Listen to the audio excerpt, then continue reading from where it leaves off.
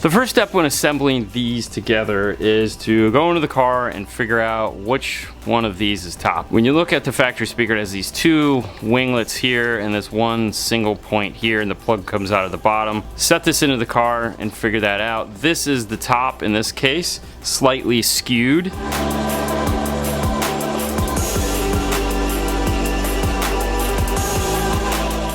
That will allow us to have the audio control located at the bottom. This speaker has 8 screw holes in it. We're gonna put 4 of these into this particular bracket.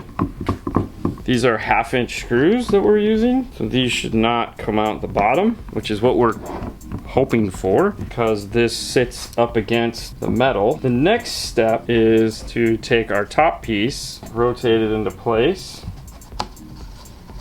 lines up with our screw holes, flip it over. 4 screw holes that we didn't use, we drilled those little pilot holes for. Drill those through, flip it back over. Have a countersinking bit. Then there are some 3/4 inch. That will keep it from poking out of the back. And there we go. The last step I have to do is put some foam on here. And there we have it. Our speaker is now nice and rigid mount, very similar in thickness to this guy here. It's a little bit shallow, which is fine because there's a trim that goes on to this. I'll put it on. I don't know if we'll need it, but I will add this foam to my speaker. I'll get this over to Fernando so he can do his magic. I got the speaker ready to go. I already have my wire. Inside we put a little bit of sound treatment in here. Now we're going to plug it in.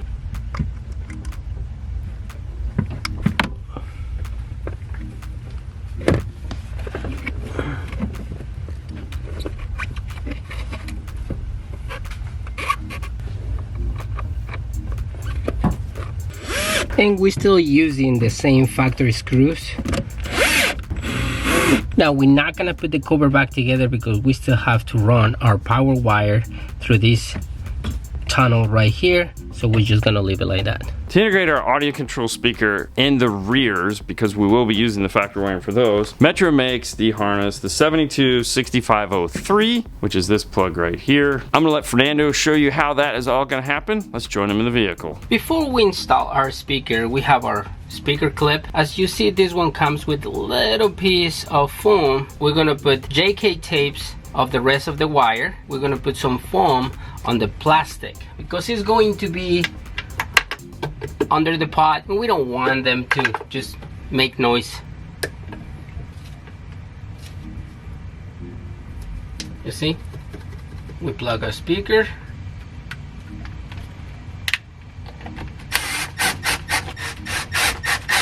then put the grill in reverse order as you took it out.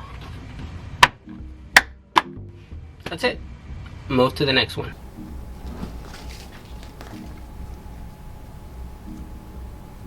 For putting the speakers in the dash, we need 2 wires to go to each one. We cannot use the factory wiring as we stated previous because of the mid-range is going to be using that. So Fernando has come up with this where we have 2 wires that attach to the speaker lead, standard style, and then we have 2 wires that are soldered into a clip that we can easily remove. He's also labeled both of them. This one says tweet and this one says mid, and the passenger side is done the same way. This will allow us to get them into the dash, and if we need to service them, take them out, replace them, he blows them, anything bad happens, we have easy access to that. The only thing we'll have to do is obviously solder on another wire here. These are all going to run over into the passenger kick panel where we'll run our wire up to tap into them. I'm gonna get these off to him. We'll see what they look like in the dash before we put the grills on. We installed the driver speaker. We ran our wires all the way here. This is the passenger side. The wires go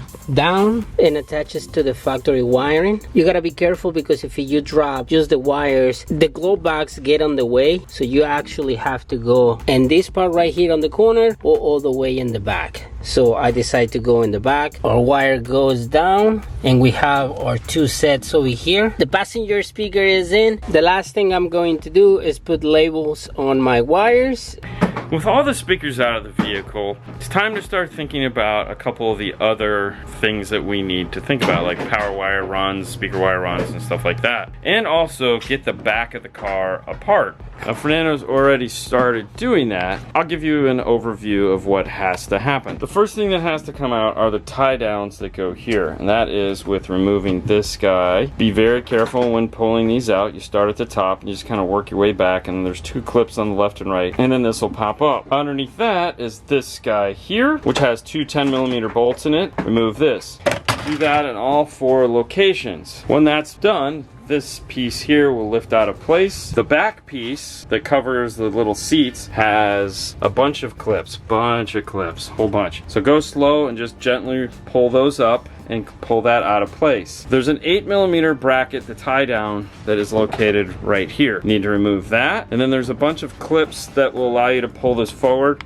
Once you get that out, undo the cigarette lighter as well as the cargo light and gently pull the piece out. As you can see, it just has a bunch of standard style pop-in clips, except for these, all the way across, and the unit will just come out, and that exposes this area here, which is where we're going to be putting our amplifiers. As far as wire runs go, we have quite a bit of wire that we're running in this. Since it's not the BO system, we have to run signal wire from the front of the car to the back of the car, and then from the back of the car we have 8 speaker wires that are coming up. That's basically 3 runs of speed wire, or the equivalent of 3 4-gauge. That gets kind of big. That means we might be running just twisted pairs back and forth because of the shielding on it. I haven't figured it out which way I want to go on that. In the past, we've done a mixture of both. We'll see what works. Power wire will have to come across and come up the driver's side. This is where the battery's at underneath the hood. So we still have some thought as far as where we're gonna go with what wire. So this is the amp rack we made for the last Bronco that we did. It was a hard top with the factory subwoofer in this location, and this one clearly does not have a factory subwoofer in its location, but this is a totally different area than that one, which is strange. But the screw downs that we had on that aren't located in here. There was also a giant piece here that isn't in this one. It wasn't a total loss. We were able to take that shape and modify it into this.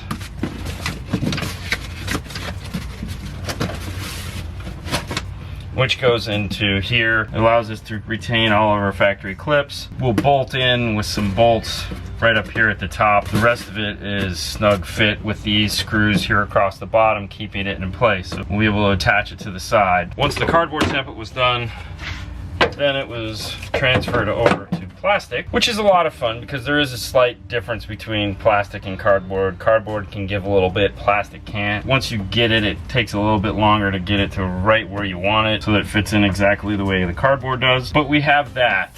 The next step is figuring out how we're gonna fit these giant amplifiers in here. The one nice thing is that the side panel comes up and kind of tucks in here. It doesn't go all the way back. And my thinking is, if I can take this guy here and mount it in the back area like this, so that it's sitting here, power wire going that way, helix can be upside down because you're not going to see it, and then stack this amplifier over the top of it like this. This amplifier only has 112 to power, and it is gigantic for a 500 watt amp, which is crazy, especially for a Class D. I mean, it could be a quarter this size, which is kind of what I thought it would be.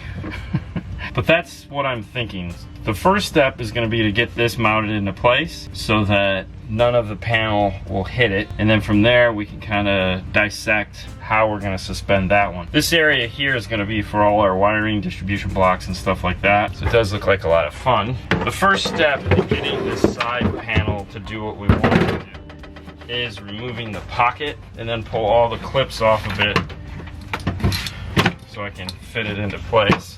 See what it looks like once it's there.